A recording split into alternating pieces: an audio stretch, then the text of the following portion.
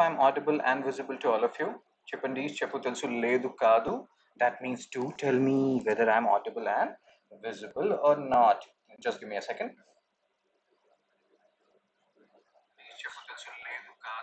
That means do tell me. I can hear my voice clearly now. So yes, sir. Today we have to do Hindu analysis of 26 September 2025, and let's start doing that. Good morning, Jivayan. So even yesterday, 25th September, we had certain issues in streaming in the mid session. So we did it in two parts, and those two parts are totally fine. So you can have a look at first and the second part. My name is Shubham Sagar. You can connect with me on LinkedIn, and these small things will keep on happening. So don't worry too much about it. Okay. Good morning, Pratik. Good morning, Gajanan. Let's start. So yesterday, I gave you people two questions. Right to privacy is protected under.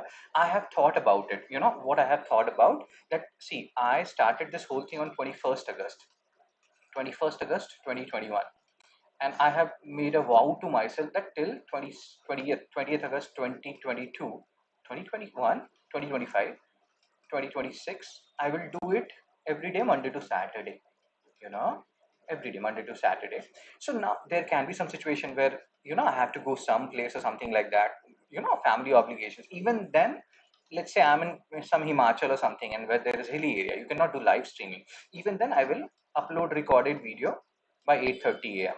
But I will not miss any session. Cool, sir. So 12th answer. Good morning, Rishi.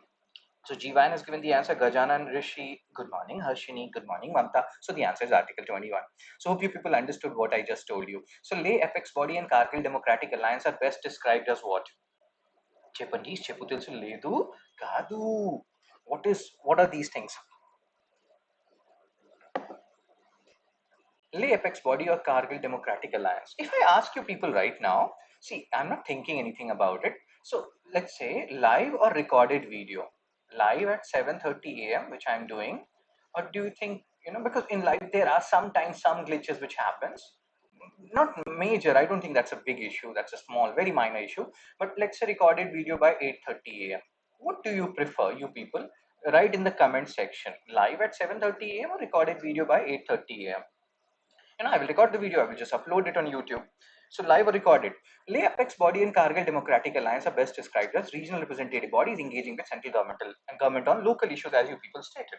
So Rishi, Harshini, Jiva, and Mamta, all of you have stated. Cool. And we have discussed about it.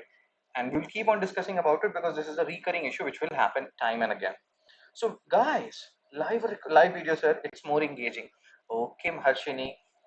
So let's come back to the present. Gajanan is saying live. So now, oh my god, this editorial is so awesome, man. So awesome. Oh, this is editorial, awesome editorial.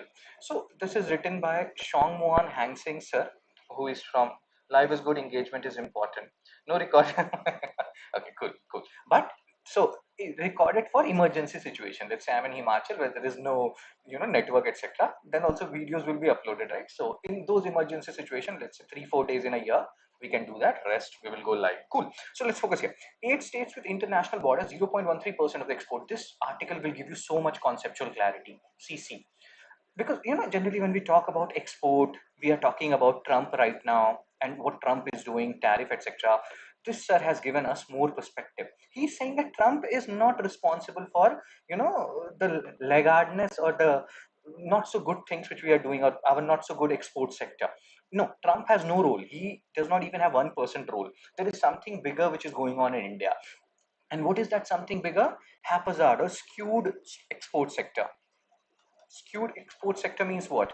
That there are certain states in our country which is leading export, and we'll talk about those states. You can see it here also. Gujarat, Maharashtra, Tamil Nadu, and Karnataka, they account for more than 70% of life, sir. Only please. Okay, so yes, so please understand what Shanmugan sir is saying, that there are 4 states in our country: Gujarat, Maharashtra, Tamil Nadu, Karnataka. They account for more than 70% of merchandise exports, so goods export. So 100 goods are being exported. These 7 states are accounting for 70% of it, and even in that, Gujarat more than 33%. So the issue is not Trump. Trump is just a small player. We have to develop different regions. Northeastern states, you have 8 northeastern states. Their contribution to total export 0.13%. what is this, man? And that's why I have been in Northeast, and that's why I'm closely associating myself with this particular article, so to say. Here he has talked about, you go to Northeast, different colleges, they will talk about foster child of India. Northeast is treated as foster child of India. You will understand why this editorial. So Donald Trump imposed additional 25% tariff on Indian imports, and he said because India has surplus trade and US is having a trade deficit, Russian crude purchase, blah blah blah. India was like, India understand, took it in its stride. That's what he's saying. But he's saying that the issue is much bigger. This is, this would not have impacted us this much if we had paid attention to certain areas. And what are those areas? Over centralization of India's export economy, as we have discussed. Four state, Gujarat. Anybody who is from these four states, Gujarat, Maharashtra, Tamil Nadu, and Karnataka. I think Harshini is from Tamil Nadu, right? Account for 70% of total merchandise export. Gujarat alone 33%.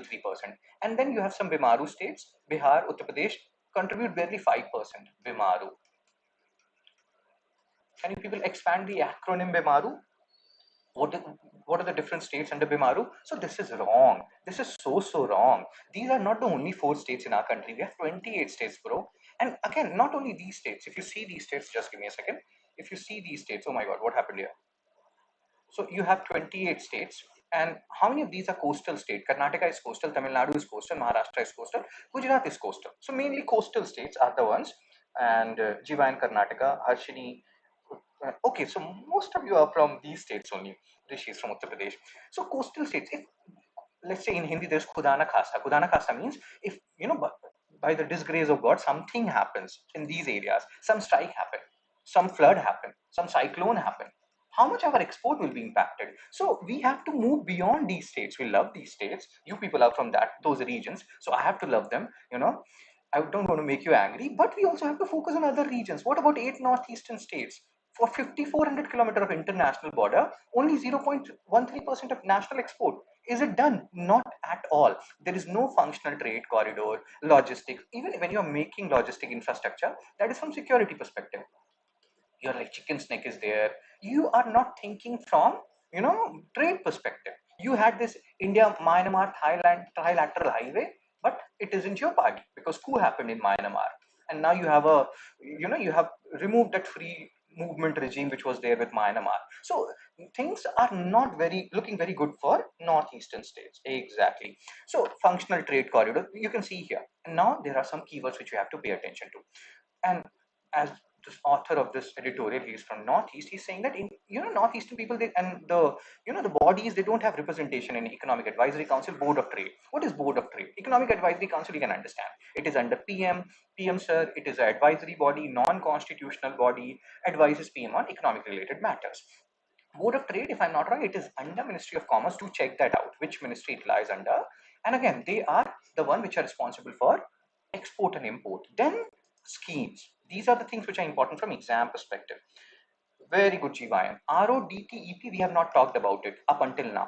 PLI, we have talked, production linked incentive scheme, we have talked about it earlier, launched in 2020, and it is to incentivize domestic production. Let's say earlier a company was producing 1,000 units, now they're producing 1,200 units. On additional 200 units, government will give them some money. So this is production linked incentive scheme. What is RODTEP? This is, related to government waiving off some taxes on export products. Let me show you something about RODTEP, and then we will talk about this whole editorial, which is an awesome editorial. So what is RODP? RODTEP, Central Government Export Incentive Scheme, stands for remission of duties and taxes on exported products. As you can understand, so when you are making certain products which you want to export, right, there can be some electricity duty, some VAT, some other taxes which you may have paid. So government will reimburse you these embedded taxes and duties. That is RODTEP. So launched in 2021, replaced MEIS, Merchandise Exports from India scheme. Why? It replaced it because US had issues with it. US was like, this MEIS is not correct. It is giving unfair advantage to Indian products. So we replaced MEIS with RODTEP. People, are you hearing RODTEP for the first time, or have you heard about it earlier? Hope you understood the basic rationale behind RODTEP. Now, if we go back to the editorial, what author sir is saying, he's saying that we people, Northeastern people, don't have representation here. It's mainly dominated by Again, you can understand schemes like RODTEP, BLI bypass the region. So even if you're talking about remission of duties and taxes or production linked incentive scheme, you're focused on these four states, which we have just discussed. You are not focused on northeastern region. Now, it's not like you don't have industries in northeastern region. You have tea sector. Assam produces half of India's tea. You have refineries there, but Numaligarh refinery is dependent on Russian crude oil, and now we have pressure that we reduce, this Russian crude oil import. So Assam, produces over half of India's tea. They are facing their own issues: stagnant prices, lack of value addition. Now, this 25% tariff, which has been imposed by US on the tea export, it will impact us. Is India doing anything about it? Will India do anything about it? That is a question which we have to ponder upon, when we're talking from northeastern perspective. Numaligarh refinery expansion requires more crude, leading to increased reliance on Russian oil. Will we get that oil? Again, we have to wait and see. So all these things are happening. There, we have to, the basic rationale of this editorial is we have to support our northeastern brothers and sisters along with their industries. Decline in trade with Myanmar and ASEAN. So ASEAN, how many total countries are there? Pay attention to the keywords here. They are important from exam perspective. ASEAN, how many total countries? I may have told you people the mnemonic of ASEAN countries. If I have not, I will tell you right now. So see this 2021 coup happened in Myanmar. So there was an India-Myanmar Thailand trilateral highway, which is incomplete and dysfunctional because that region is volatile. Again, from Indian government perspective, you can always say that we can understand where this editorial is coming from. Rishi has said 10, but you can also understand this region is very volatile. So Myanmar region coup happened, trade collapse, border points have become understaffed. You can see here. Earlier there was a free movement regime that Indian people, they can go to Myanmar, the border people of Manipur, Mizoram, but that has been scrapped because Myanmar is not stable. And many people believe that this whole cookie meeting thing, which is happening in Manipur, etc., this Myanmar insurgents, they have a role to play here. So you can understand why northeastern states are not that developed. But you can also understand where author is coming from. China is expanding influence in Myanmar, and author is saying that we have to be very wary of it. Now, again, there are some keywords, very interesting keywords. Have a look at this keyword. In the meantime, I will tell you the mnemonic. First of all, you people focus on this line. India's approach to trade resilience rather focuses on product categories rather than geographic diversification. If I tell you to elucidate this statement, expand it. You know, they can directly give you in mains. This particular line they will give you. That's how they make mains question. They will take one particular line from any editorial and they will tell you to expand. So this is one line for you. India's approach to trade resilience focuses on product categories rather than geographical diversification. What does it mean? Now, in the meantime, as Rishi has said, there are 10 countries in ASEAN. What is the mnemonic for that? BPL TV mimics. That is the mnemonic for 10 ASEAN countries. We may have discussed this. In the meantime, you people keep on thinking about this line. Very important. And the second line also after that. Policy assumes trade will continue through colonial era coastal corridors, excluding the northeast. So BPL TV mimics. What is the mnemonic here? And what is the full form here? Brunei. Then you have P, that is Philippines. People, have I told you this mnemonic earlier or not? L is Laos. How many times I do the same thing? But yes, that is fine. That's why you do current affairs, because you revise stuff. So Thailand, then V is Vietnam, then M is Myanmar, the other M is Malaysia. I want some answers of that particular line which I asked you. I is not India, it is Indonesia. C is Cambodia, and then your S is Singapore. We'll have a discussion on ASEAN later on also, when it will come, and it will come time and again. So this is the mnemonic. Nobody told me the answer of that particular line. The basic meaning is what India tries to do. We will launch this product, we will launch that product, we will do diversity. Means, we will launch coffee product, tea product, or we will launch new phones and all. We will launch different variants of phone, not like Apple, but we are focusing on products. We are not focusing on geographies. Focus on how Bihar can be developed, industrially. Focus on how Assam Northeast can be developed. Focus on geographic diversification. Don't only focus on those four states which are leading the export chart. Don't only focus on expanding product. Focus on geographical diversification. As Harshini is saying, diversification is on products only, not on production areas geographically. Very good. Actually, such a good girl. Myanmar Thai, very good. Rishi. So, hope you people understand what is the meaning of this line. Policy assume trade will continue through colonial era coastal corridors. If you see these four states, all of these are coastal areas, and from time immemorial. We have these, Surat was a port earlier, you have these Mujirish and all those, Arika Medu. So we had these ports. It has been going on not only from colonial era, from time immemorial. So there has been these coastal corridors, and they're focusing on that only, excluding northeast. This is not the way to go. We have to focus on our dear northeast. And as we have just discussed, god forbid, if something like flood or strike happen in these coastal areas, which can happen, right, coastal states, then what will happen? It can cripple your entire export system, bro. So move beyond these four states. India talks about being a major player in Indo-Pacific, but eastern frontier is economically disconnected. We are talking about Bengal, we are talking about northeastern states. It's not like Bengal is doing awesome here. So we don't need slogans. Northeast does not need slogan. We need basic infrastructure. That's what this particular editorial is talking about. Road, house, warehouses, logistic, focus on that. Focused on last mile connectivity. Focus on infrastructure. Infrastructure is there in your GS mains paper 3 syllabus. FTAs, Donald Trump tariff, don't cry over it too much. That is not the reason why we are not doing very good when it comes to world trade market. Trade disruptions are frequent. Continued neglect of Northeast weakens India's overall economic resilience. People, do you people agree with what Sir is talking about in this editorial? Or you feel like, sir, no, sir. Single tariff won't break India, but repeated regional neglect threatens national cohesion. Now, today there are so many awesome articles, man. Awesome articles. So resilience should mean, again, you can see all these things. Absorb shock across all regions, not just a few states. India is not made of those four states only. Until the Northeast is integrated, India's economic blind spot will persist. So what is your view on this editorial? Do you think it is a good editorial? Do you think it is a biased editorial? Do you think you're gaining something out of this editorial? What do you think, sir? Sir, Jivine is like, no, sir, it is not a good article. Oh my God. So RODTEP, we have just discussed what is the meaning of this particular scheme. Remission of duties and taxes on exported products replaced MEIS scheme. Yes, sir, regional equality is important. Very good, Harshini. So now let's focus on MCQ 1 of the day.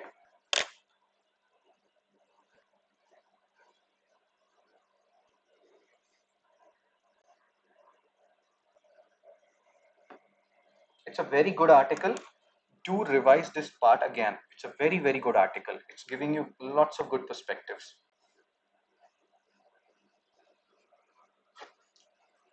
I'm not from Northeast. I have a soft spot for Northeast, but I can totally agree with what sir is saying.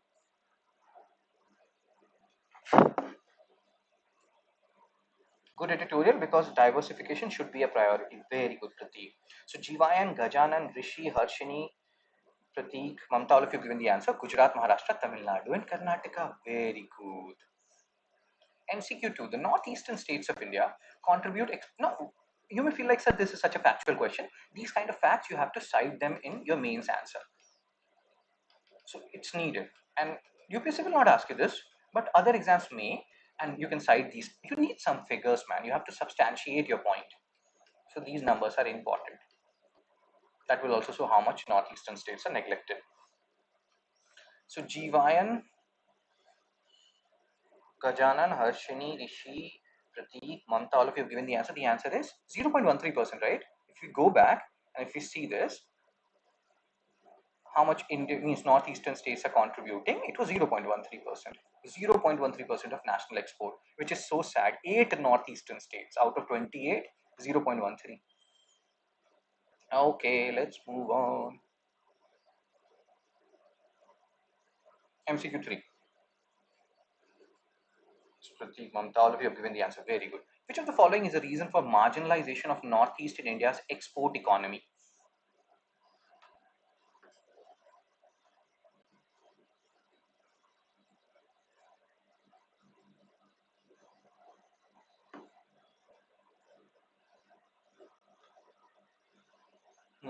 No issues, Jivayan. Jivayan is a voiceover artist.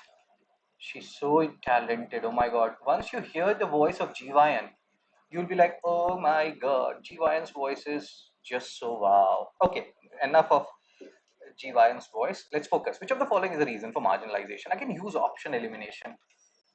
Jivayan, make sure everybody listens to your voice and everything. Tell them where do you work and what do you do, where do you do voiceover, which Doordarshan channel. Let's focus here, bros. So reason for marginalization, strong representation in PM's advisory council. This is what we have discussed. If you eliminate third, you're left with A and C. Now you have to check for fourth only. This is smart work. So limited logistic and warehouse facility, that is correct. So the answer is B. Oh my God, so many wrong answers. Oh, answer is C, right? So answer is C. I'm sorry. So B and D we have eliminated. We are left with A and C. 1, 2, and 4. C is the answer. Very good. So who said? Harshini stated, Rishi stated, Gajanan, Jivayan, Pratik, and Mamta. Very, very, very, very good. Okay, let's move on. Next article, page number 13. As I've told you, there are some days where Hindu is on fire. Today, Hindu is on fire. They have talked about so many new things. You will gain something entirely new. So, provincial citizenship. Now, this is not very unknown, heard of. Like, there is something called a sub-nationalism. It's very similar to that. So what is the basic concept of provincial citizenship? Like, I do voice over in Kannada language. I know Jivayan. So yeah, other people will know now. So do tell the channel and all, Doordarshan, which Doordarshan you work on. Okay, let's focus here, bros. So provincial citizenship, when we are talking about, I forgot what I was saying. So sub-nationalism, like Jivayan is from Karnataka. She associates herself strongly with Karnataka. Harshini is from Tamil Nadu. I am very sure she associates herself very strongly with Tamil Nadu. Then what about national citizenship? And this is still fine. In Jharkhand, you have this domicile based thing which is going on, where the people who are there, they are getting maximum opportunities in different occupations related to government. And this article is talking about what is the issue with this whole domicile thing. Not only that, even the sir thing which is going on in Bihar, that promotes regionalism, and not even regionalism, the so-called provincial citizenship concept. Now what is this provincial citizenship concept? First of all, let's talk about it, and then we will go and talk deeper about it. So JNU Alok Ranjan, he said that provincial citizenship refers to political belonging tied to a state. I am from Jharkhand, I love it. I am from Karnataka, I love it. So this is good. But do you love your state more than you love the nation? If yes, then the problem arises more or less. So belonging tied to a state rather than the nation emerges from nativist politics, son of the soil concept. You talk about I am son of the soil, and this is a very predominant concept right now in Jharkhand, because in Jharkhand, the tribal people, they believe that the people who have come from outside, they are taking away their resources. That generally happens in a state which is rich in mineral resources. You will have that tendency. To protect that, there is domicile thing which has been introduced in that state. Jharkhand is not the only one. In Assam, you have NRC, National Register of Citizens. So there are means different scenarios which are developing in different states, in Jharkhand, in Assam, and then some other states. So in Jammu Kashmir earlier, you had this article 370. So let's talk about this article, and we will gain something out of it, something very important. Does not have legal status. What does not have legal status, Pratik? So mobility versus sedentarism. I keep on means telling people about Sapiens, a book I love, which gave me so much perspective. You will know Harari. So what Sapiens says, that human beings are not meant to be, living a sedentary lifestyle. We were always meant to be moving from one place to another. And that's why when I was doing NCRT series, I talked about how agriculture revolution is the biggest fraud. People talk about Neolithic period, and they talk about how Neolithic period agriculture started and it changed our life, blah blah blah. According to Yuval Noah Harari, I think we have talked about this earlier, it is the biggest fraud. In Doordarshan Chandana, I took Navratri, I gave presentation out each day special and culture semester. Very good, Jivayan. So agriculture revolution, according to Yuval Noah Harari, is the biggest fraud because it forced people to stay at one place, which is not what we are meant for. We are meant to move from place to place, and that's why people said that it's not like we cultivated wheat cultivated us. Let's not go there. Let's come back to what we are discussing here. Human civilization always involved mobility, blah blah blah. But because of this nationalism concept, etc., we are bound that we cannot go beyond this region, and this is not good. Sedentarism arose to link property, lineage, and control over resources. But again, if you want to have an access over property, crops, you have to live at a particular place. Doesn't matter whether intrinsically you like it or not. How many of you people here like to travel? I keep on saying that, and if I become successful this way, for 1 year I do this, I should become successful, I can do this recording from Himachal where the net is good, and I can travel, which is my thing. So I love to travel. How many of you love to travel? So you will understand what this editorial is talking about. Globalization reinforces mobility, but then the concepts like nationalism, etc., it restricts mobility. So despite globalization, physical mobility remains restricted within India, particularly in interstate migration for livelihoods. COVID-19 pandemic highlighted. People were like, go back to your state, go back to your state. You are from Bihar, you are from UP. And when this happened, you know, uh, there was a crime, like there were so many incidents of different kinds of crime which increased in UP and Bihar. So hope you can understand the paradox of modern mobility and what is happening, what are the factors which are actually hindering. So GYN, so please watch daily. GYN, I tried, you were saying it was there on Hotstar, your thing on Doordarshan Chandana. I was not able to find it, man, and it is not on YouTube. So do share some link or something so that we can see your video at 11:30. Okay, let's focus here. So what we are discussing, man. States as sites of citizenship. Idea of unified national citizenship, Akhand Bharat is fine, but people are more associated with their states as well. Like in US, you have dual citizenship. You know, in India, you have single citizenship, right? So you're a citizen of the state, you're a citizen of the country, then that ambiguity will not be there, but that ambiguity is there in India. So do you think we should have dual citizenship in our GOTV Chandana Live, sir? Oh, GOTV, I thought you said Hotstar. GOTV Chandana Live, let me take a screenshot of this. People do watch GOIN whenever you get time. Okay, let's focus here. So Akhand Bharat concept. As I asked you people, what do you think? Do you think we should have dual citizenship? Because believe it or not, many of us are intrinsically tied to our state. You know, we are emotionally attached to our state. We may live here, there, everywhere, but the concept of dual citizenship is inherent in us. I'm not promoting or not promoting it. I'm just telling you the view which author is saying and which we have read in different books. Okay, sir. So now let's take the case study of Jharkhand, JNK, and Assam. And believe me, this thing is not only confined to these states. So Jharkhand, there is the concept of this whole domicile politics is going on. Maximum government occupations reserved for their local population. And according to this author, this is against Article 16, Clause 2, which prohibits discrimination on grounds of residence. Here comes fundamental right, which you have to keep in mind, which is very important from examination perspective. No, sir, it would further fuel regionalism because India is not as homogeneous as US. Oh my God, Harshini, the way you frame your statement, you're so good, yeah. So proud of you. I wanted to say bro, but you're not a bro. So Jharkhand, you can see here, 16-2, and even not only in Jharkhand, even in Haryana, they have started giving too much reservation. So these things are happening in different states. Good or bad, you people will say these things will come in your interview. Jammu Kashmir 2019 abrogation, domicile rules were used to safeguard minorities there. Jharkhand, you have this domicile politics. Differs from sixth schedule. Now, so sixth schedule we have 80 Assam, Tripura, Meghalaya, Mizoram. This sixth schedule continuously remains in news. Yesterday we talked about it because we were talking about Ladakh, right? So today we are talking about it because we are talking about Jharkhand. What happens in sixth schedule? You give protection to certain tribal districts of 80 Assam, Tripura, Meghalaya, Mizoram. Unlike sixth schedule, the domicile politics which is happening in Rajasthan, means Jharkhand rather, it is extended to entire state. In entire state, there will be certain tribes who will be getting all the benefits over the population who are coming from outside, which is against Article 16, Clause 2, which is against the federal structure. Again, you are creating nation within nation, balkanization. So all these things. Implication for national citizenship. Provincial citizenship undermines one nation, one citizenship ideal. But then again, if you are, I'm a Tamilian, I'm a Kannada, I'm a Malayali. I have seen that when I was working in Hyderabad. Malayali people, they have their own group and they're very homogeneous. So that thing is already there. How can you undo that? So it's a very tricky area where we are going, and hope you're understanding what this author is saying. This unofficial layer of citizenship complicates the official notion of Indian citizenship. So dual citizenship, which is there in US, which is a truly federal state, unlike India, which is a quasi-federal state, we can think about it. I'm not saying we should do it, maybe not, but yeah, as Harshini said, we are not as homogeneous as US. So maybe dual citizenship is not the way forward. Then how do you cater to the secessionist tendencies? I have made a lot of video on South India. The amount of hate I have got a lot of love. Love is more, but you remember the hate.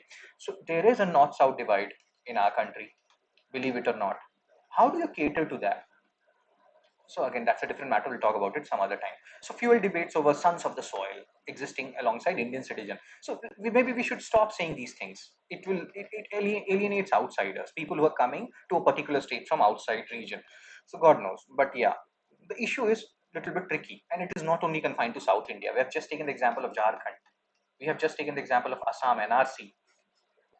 You know, Jammu Kashmir. So State Reorganization Commission in 1955, they were like, dude, this domicile-based discrimination that reservation to our state 80% and this and that, this is not correct. This should stop. It means it goes against right to equality, especially 16, occupation one. So it erode the meaning of Indian citizenship and recommend parliamentary legislation to replace them. So let's see what is the way forward. Do you support this domicile based reservation? Let's say Haryana is giving, or Bihar is giving 70% reservation, or Haryana, or any state. So do you think it is good, it is bad? You may feel like, one thing which you have to write in exam and one thing which you have to say. So when you are saying, you will say it is bad, and when the thing which is in your heart is like it's good, you know they are promoting or they are protecting the citizens of their state. What is wrong in that?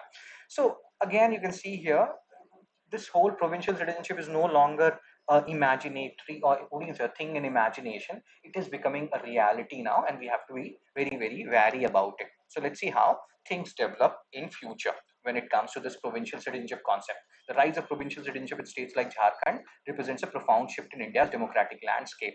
Son of the soil concept, the minority tribal people dominated by majority outsiders, that has led to the son of the soil domicile concept in Jharkhand. This can escalate to other regions, already escalated. How we will cater, or means cater to it, this is a challenge for us. We want inclusive growth. No, sir, it is against equality in employment. Very good, Harshini. So let's focus on the articles. MCQ4 based on previous article. Previous article is very important. That editorial is so awesome. So awesome. I love that editorial.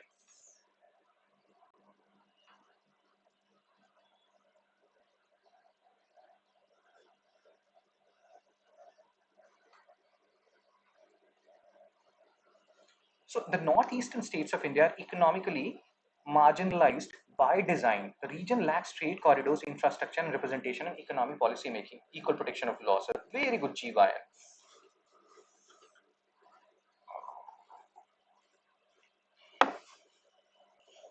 Harshini has given the answer. Who is a good girl? Harshini is a good girl. Rishi has given the answer. Pratik has given the answer. Ladakh demands 6 schedule. Very good, Rishi. Do you people like Sonam Wangchuk? You do not like Sonam Wangchuk. What is your view on him? We have talked about him yesterday. We'll talk about him when something new develops. Today, the article, the news was covered with Ladakh, Ladakh, Ladakh. We will talk about it later on. There are important things to talk about with due respect to Ladakh right now. It's not good what is going on there, but what is your view on Sonam Wangchuk? Personal views. Write it in the comment section. So Northeast, as you people have said, both the statements are correct. A is the answer. Very good, Harshini, Rishi, Pratik, Jivan, and Mamta. MCQ 5. Which of the following constitutional provision is directly challenged by statewide domicile rules in Jharkhand?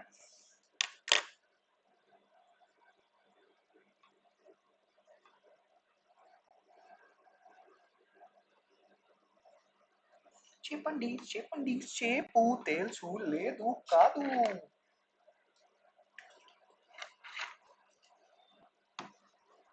Three Idiot movie. Very good, Rishi. So, yes, sir. GY and Rishi, they have given the answer. Challenged by statewide domicile rule in Jharkhand. So, the answer is Mamta has given the answer, Jivan has given the answer, Rishi has given the answer. The answer is Article 16, Clause 2, non discrimination in public employment. You have to always choose the best option here. When domicile rule is applied, and we have discussed it, what is the best thing? Equality before law, you can think about it. The best possible option which around which this whole article was revolving around, that is B. A is, yeah, that's what I'm saying, Harshini. Best possible option. When you give domicile based rules, the thing of domicile rule is there are other points, but the major point is employment. Who will be getting the employment? Who will have maximum chances for getting employment? Government employment. That will be the local people. So Article 16, Clause 2. If you go back, you will realize what I am discussing here. See this thing? Oh my god. Oh my god. See, challenges Article 16 clause to prohibition of discrimination on grounds of residence. So that is the main thing. But yes, all in all, the whole right to equality goes for a toss. So I can understand why people are confused. Best option is B. MCQ 6.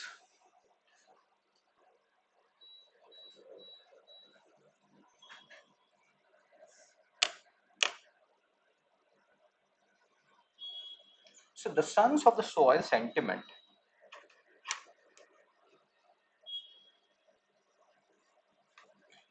in Jharkhand is mainly associated with what? Safeguarding local majorities against perceived minority dominance, encouraging migration for economic growth, protecting migrant labor rights in urban centers, strengthening national level citizen. So Harshini, Jivayan, Rishi, Pratik, they have given the answer. safeguarding local majorities against perceived minority dominance. Okay.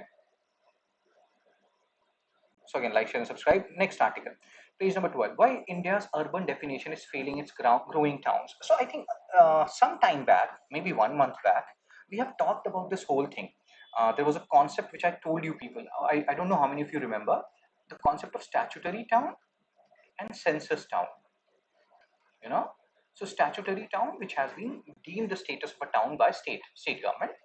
So they have, municipal bodies. Then there is census town, which is deemed as a town by census, but they have not yet been designated a town by state government. Census town. So they satisfy, there are three criteria for a census town. They satisfy them all, but they're still not a town. They don't have, municipal bodies.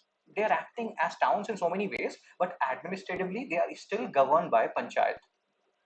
So that is census town. Now the question for you people is, does when census happens, when census 2027 will happen, do they count the population of these census town as urban population? Please listen to me carefully. These are very important key rationale which you have to understand.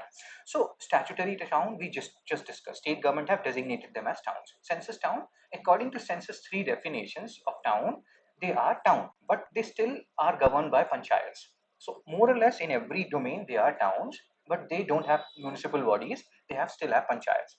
So administratively they are still a village, but on other account they are town. So when census conducts their sense, like obviously the registrar general, they will conduct the census. So will they include the population of census town as urban population or not? What is your view on this? Tell me in the comment section. So now 2011 census, now there are talks which are going on. Registrar General of India, he works under Ministry of Home Affairs, responsible for conducting census and other enumeration. So there are talks which are going on. Again, if you remember, we have talked about census town, and there are three conditions. Minimum population of 5,000, 75% male workers engaged in non-agricultural activity. And when we had this discussion long time back, I have asked you one question: what is the the most important prerequisite for urbanization? Most important prerequisite for urbanization. So the most important prerequisite for urbanization is surplus production. Surplus production means until or unless you people don't have, you know, food in your stomach, you cannot think about becoming an IS officer. Will be included in urban population. Very good, Harshini. They will be included in urban population. So what we are discussing here is the fact that until unless you have food in your stomach, you cannot think about becoming an IS officer. You cannot think about doing non-agricultural activity. So urbanization happens. People are involved in non-agricultural activity because there is a surplus production. So town, what is the basic definition of town? 75% male workers, engage in non-agricultural activity, population of 5,000, and then population density 400% square kilometer. Now, what this article is saying, issues. What are the issues? Why urban definition is failing its growing towns? Because why male population grow? What about female work? Does that not count? What is this patriarchy in definition part as well? 75% male workers, female informal work, female housework, that's, that should count, right? You cannot do that. Second thing, census towns, they have all criteria of a town, just like statutory town. Why do they still have panchayat as a body? Why they are not governed by municipal corporations? Why there is time lag between conversion of census town to statutory towns? So why they are administratively ruler? This is not good. This is not good for India's urban development as a whole. Now this article is important because urbanization, it lies in GS mains paper 1.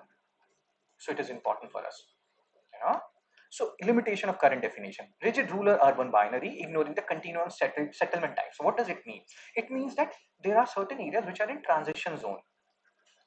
And again, here also, if you see this definition, 75% of male workers in non-agricultural activity. There can be people who are doing dual occupation, you know. So in some period, they are working in agriculture. In some other period, they are working some non-formal things. They are doing eat bhatta work and all those stuff.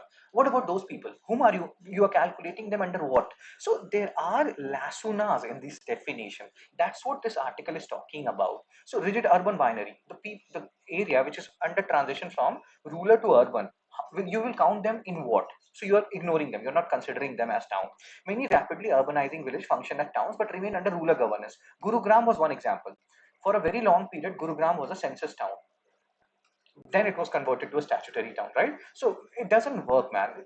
If you are ruled by a panchayat only and not municipalities, your development will happen at a slower pace. That will lead to gap in infrastructure planning and resource exclusion. You can see here example: West Bengal 251 census town identified in 2001 still remain under rural governance in 2011. Bro, 10 year was a long time. In 10 years, state government could have converted these census towns to statutory towns, thereby giving them municipalities, thereby leading to their development as a whole. But that is not happening. States saw 566 new census town in 2011, but many older ones were not municipalized. This is not correct. This is gap. And that way, urban areas will not develop. And this article goes as far as saying that, we have 31% around urban population according to 2011 census. This can go up as high as 35 to 57% population. If we address these lacunas, transition zone, people who are working in dual occupation, how you are counting them, why you are not counting women work. So if you include all these things, the urban population will be way, way higher. 75% male workforce criterion is outdated. Small towns with urban traits may not meet it. So there are, towns. Okay, you hope you understood where we are going with this. Gig economy service jobs are expanding in rural areas also. So the areas which are rural for you, even there, the non-agricultural works are increasing. So are you counting that? So you need to have some new definition. Move away from these three definitions which we have just discussed. There has to be some amount of flexibility. You have to include women in this whole definition of census, and do some more work, bro. Just maintaining the status quo because it is convenient for 2027 census, it is not correct. This is what we have discussed earlier, that in 2027 census also they will retain the same definition for urban areas which was there earlier, because already the census is delayed. But the author is saying that we need to move beyond these three criterias, and we need some more criteria to address this dual occupation thing, to address this women occupation thing, all these things. Hope you're understanding. Employment in secondary or tertiary sector, I think that's urbanized village. Very good, G1 is such a good girl. So implication for census 2027, retaining outdated definitions will misclassify millions of people, undercount urban areas, exclude rapidly growing settlements. India need a revised, flexible and nuanced definition of urban areas, not the three things which is just given there. MCQ 7, again, based on the first article, the editorial.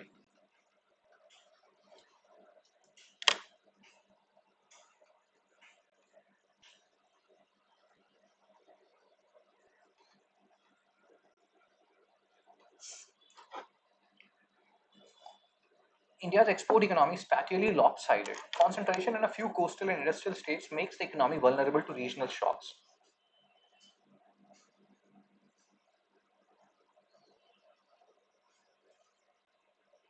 Now I have to, I think, do some changes in assertion and reason. All of you are always answering A, and always A is the answer. So yes, both the statements are correct, as Harshini, Jivayan, Mamta and Rishi stated. Really good. MCQ 8. Which of the following criteria is used to classify settlement as census town in India? These are very important articles directly linked to your, urbanization topic. So you should know this. Make notes of it.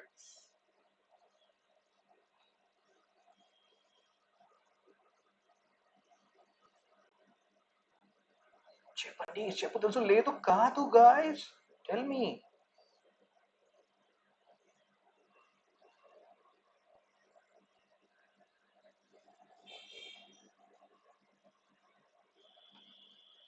Today A is dominating the option session. So we know census town is different from statutory town in that way that they don't have municipal corporation. So fourth is wrong. Fourth is wrong. You will eliminate. You're left with A and C. You have to just check first. Minimum population of 5,000. That was a criteria. So the answer is A, 1, 2, and 3, as stated by Harshini, Pratik, Rishi, Gajanan, Mamta, Jivayan. Oh my God. Kiliye. Oh my God. This article is again so conceptual, guys. So conceptual, I cannot tell you. So outward remittances under LRS scheme. So what is LRS? Liberalized remittances scheme. First of all, guys and girls, remittances comes under which account? Current account or capital account? We have talked about BOP. So Chepan days. So remittances comes under what? Current or capital? Oh my God, my handwriting is becoming like a doctor. So remittances, you will answer that. Liberalized remittances scheme. What is this scheme all about? This is about rich people let's say rich people, their remittances is what? There's one concept, like there are Kerala nurses, and there are, not only nurses from Kerala, so many Indian diaspora there in West Asia, USA, Canada, they send money to India. So that is inward remittances. Then there is another concept of outward remittances. Outward remittances means money is also going outside from our country, guys. So let's say, some guys went outside to study, so we are sending money outside. So LRS is about that, liberalized remittances scheme. How much money can go outside from India in a year? So the limit has been increased a lot. We'll talk about all these things. First of all, let me tell you something. So, and we'll talk about this. See, so LRS, initially $25,000 per financial year can be sent out of India. Now it has been raised to 2,50,000. That shows that our economy is stable. Understand one thing: when you can send lesser money outside India, and right now we can send more money, that means we don't have issues with forex or foreign exchange reserve. So it shows that India is good, like doing good financially, doing good when it comes to forex part. Now there are other points which are important from exam perspective. Who can send this money? Resident Indians. Please understand these terms. So tell me one thing: resident Indians, we are saying that who can send these money, 2 lakh up until 2,50,000 per financial years. So are resident Indians equal to Indian citizens? Equal to Indian citizens? Resident Indians equals to citizens of India. If not, what is the difference between them? What is the difference between Indian residents and citizens of India? So now let's focus on this article. They are talking about how much money has gone outward remittances under RBI's liberalized remittances scheme. So this is only applicable for resident Indians. It is not applicable for non-resident Indians, whom you call as NRIs. Please understand, these are the things which are important from exam perspective. As Harshini and Pratik stated, current account comes under, oh sorry, in remittances comes under current account, invisible transfer. Very good, you people are so good. So NRI, they are not covered under liberalized remittances scheme. They have separate scheme. So this is important point. Direct question have been framed in so many different exams. So whom does liberalized remittances scheme cover? Resident Indians. Resident Indian is not equal to Indian citizen, guys. Please understand this. It is not equal. Why? Because even Indian citizens can be NRI. Please understand, when I'm saying this liberalized remittances scheme is only applicable for resident Indians, and resident Indians have a classification, have a definition. Who are resident Indians? Who are staying in India for 182 days or more during a financial year, or 60 days or more in a financial year, 365 days or more in preceding 4 years. This is or. There's a difference between or and. When you will, if you have done, some of you have done engineering, you may have heard about or gate and and gate. Or means one of these two conditions have to be satisfied, and means both the conditions have to be satisfied. So if one of these conditions is satisfied, you are a resident Indian. So, and now there's one homework for you: find out whether PIU, persons of Indian origin, if they satisfy these criteria, are they applicable under LRS scheme? This is a homework. This is just like beyond you people. I'm just giving you one thing. Just do it. I just wanted to tell you that resident people are not equal to citizens of India. Even citizens of India, there will be some people who are not residing here. So it is not applicable to them. Residents are not citizens, can be foreign citizens who stay in India for considerable period. Okay, Ashwini. So hope you understood who are resident citizens, who are satisfying one of these conditions. NRIs are not eligible, as I've told you, they have separate remittances rule. RRS is meant only for resident individuals to remit every. Okay, you understood this whole phenomena. Let's come back. So this article is talking about the money which is going outside India. It has decreased somewhat, declined by 11%. Total outward remittances as is 29.5. Again, you can see these things. We are not concerned with how which sector has shown decline or increase, blah blah blah. We are interested in this LRS scheme. What is the basic rationale of this particular scheme? How does this particular scheme works? Cool. So resident individual who classifies as resident under FEMA Act. FEMA FERA, we'll talk about it in detail other means in other articles also when money laundering related articles comes. Money laundering explicitly in GS mains paper 3. Okay, sir. So hope you understood LRS only for resident Indians. Let's solve this MCQ 9 based on previous article.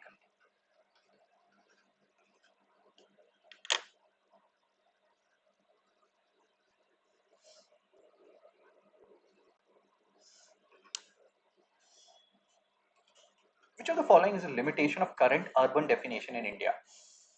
Use option elimination.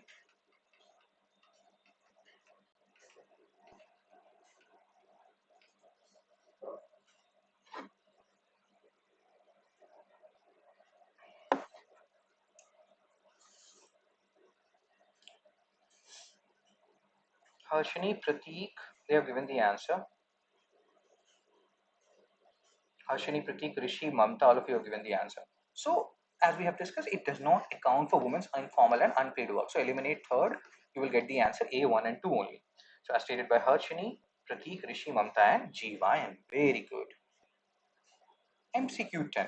Under RBI's liberalized remittance scheme, the maximum amount an individual can remit abroad per financial year is what?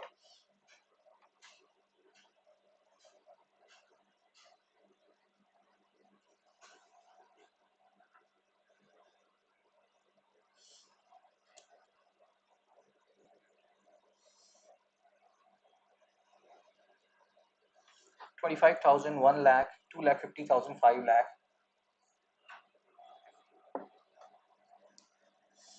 Harshini has given the answer, Gajanan has given the answer, Prateek has given the answer, Rishi has given the answer, Mamta has given the answer. The answer is 2 lakh 50,000. Very good. So next article, page number 4. 50% of UP industries flout norms. Report on Ganga pollution. Ganga is a very important, you know, uh, topic. There is a ministry on Ganga rejuvenation as well. So Ganga pollution and all. CPCB, Central Pollution Control Board, we have already had 1,000 discussions on it. Created by which act, guys? You people are like, sir, you are asking so many questions today. Because when I ask you questions, very good, Kirija has also given the answer. So when I ask you a question, you remember it. So CPCB created by which act? Power enhanced by which act? Central Pollution Control Board, they have talked about certain terms. Now, here there are terms which you have to understand. Grossly polluting industries, GPIs. Then there will be two other terms. Sewage treatment plants, STPs, and effluent treatment plants, ETPs. What is the basic meaning, or how do these terms differ from each other? So GPI, grossly polluting industry. You have tannery sector, you know, leather sector and all. So there are so many industries. Then there are some infrastructure industries, or there's some other coal industry, blah blah blah. So they are under grossly polluting industry. They emit a lot of, you know, pollutants rather. Now, what separate STP from ETP? These are the terms which are important. So effluent treatment plants, which means what? Effluent treatment plants, they treat industrial wastewater. So industrial wastewater, before being released into river, etc., they have to be treated. So who treats it? STP, ETP, industrial effluent treatment plant rather. STP is sewage treatment plant. Sewage treatment plant means, let's say you people did potty, I did potty, some other people did potty. So all these potties before being released into river, etc., they have to be treated. So this is sewage treatment plant. So our west, home west, it will be treated by sewage treatment plant. So STP, ETP, these are the terms which we have to keep in mind. Harshini is such a good girl. So CPCB created by, and other guys revise it. Do you want, you people, yesterday I posted a, you know, a post related to a guy who is writing UPSC mains this year. I'll post some more posts for writing UPSC mains this year. So, you know, Harshini, going by the way she's going, she'll be writing mains next year. Please compete with her. All of you have to write mains next year. So CPCB, Water Act 1974 created, and power enhanced by Air Act 1981. Right? So remember this. So here, okay, let's focus on the article now. Water Act 1981, Jivayan. Water Act 1974, Air Act 1981. I said the same thing, right? Okay, cool. So I'm correct. And it's not like Water Act, Water Prevention and Control of Pollution Act. So CPCB has submitted a report to NGT. So CPCB is a statutory body. UPSC has already asked PYQ on it. We have solved those PYQ. What about NGT? Is it a statutory body? Yes or no? So they have submitted a report and they are saying that 50% of these polluting industry, tannery, etc., they are not complying with pollution norms. They don't have enough, you know, STP, ETPs, etc. Even if they have them, they are not working properly. So it's not good, UP guys. Rishi was there with us. Rishi, what are you people doing? Why is this the condition in UP? Action follows the July 2022 order by Allahabad High Court directing CPCB to test samples. How much? Because Ganga pollution, river pollution is a big issue. You know, we have to clean Ganga. So many people take dip in polluted Ganga water, thereby leading to so many diseases, and we don't want that, right? So Rishi, do something about it. Now, see, CPCB found 50 inspection teams. They had a check on these. So, grossly polluting industry, STP, sewage treatment plants, treating our potties, ETPs, treating industrial wastewater, and that's how you will remember stuff. Oh my God, we all do potty. That is not a thing to be ashamed about. Okay, so this grossly polluting industry, they have seen many of them are non-operational. They have closed down. Even the non-operational ones had their effluent treatment plants. So it's good, but whether they're working properly or not, that's a different matter altogether. So I asked you people NGT. NGT is also a statutory body. Oh my god. NGT created by NGT Act of 2010. UPSC has again asked a PYQ, solve it. And we'll have a detailed discussion on NGT in some other lecture when it is at the first top three articles, it is among them. So yeah, NGT, statutory body, CPCB, statutory body, NGT, tribunal. Tribunals are created under which articles of constitution? We have discussed about this. Which articles of constitution, guys? Revise it, don't do like this, oh my god. Let's solve some question. MCQ 11.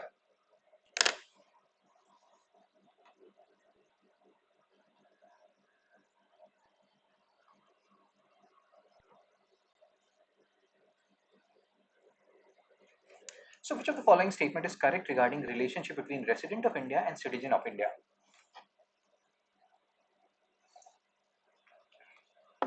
Very good, Harshini. 323A, 323B. It deals with tribunals. Now your homework, differentiate these two articles. CATS Act, Central Administrative Tribunals, State Administrative Tribunals, they are created for under which act? And these NGTs and foreigners tribunals, they are created under which act? So Gajanan has given the answer, Pratik has given the answer, Rishi has given the answer. Really good. So residency is determined by physical presence. Citizenship is determined by legal status. So even if you are, not an Indian citizen, you can be an Indian resident. And citizenship we have just discussed. NRIs, non-resident Indians. They are Indian citizens, they can be Indian, they are Indian citizens, but they are not resident of India. So yes, B is the answer as stated by Gajanan, then Pratik, then Rishi, then Mamta, then Jiva, and then Harshini. Very good. MCQ 12. What is the answer? This is a homework for you. I have told you, Registrar General, we have discussed when we were discussing the census article. Works under which ministry? If you know it, post it in the comment section. We'll discuss tomorrow.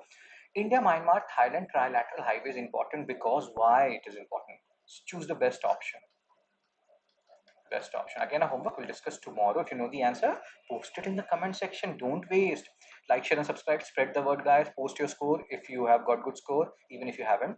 And you can buy this in the analysis PDF at 199 per month. You can schedule your doubt session with me. You can be a part of my mentorship program.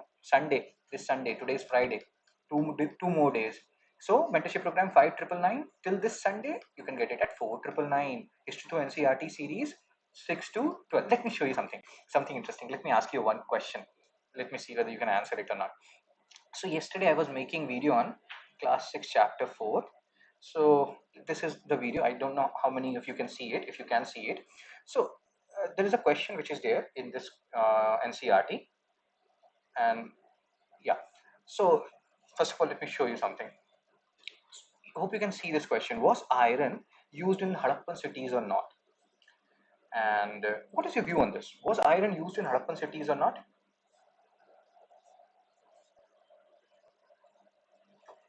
See at the bottom, was iron used in Harappan cities or not? What is your view on this particular question? And tell me fast. So class 6 chapter 4 is asking you a question. What is your view on this question? Iron used in Harappan cities or not?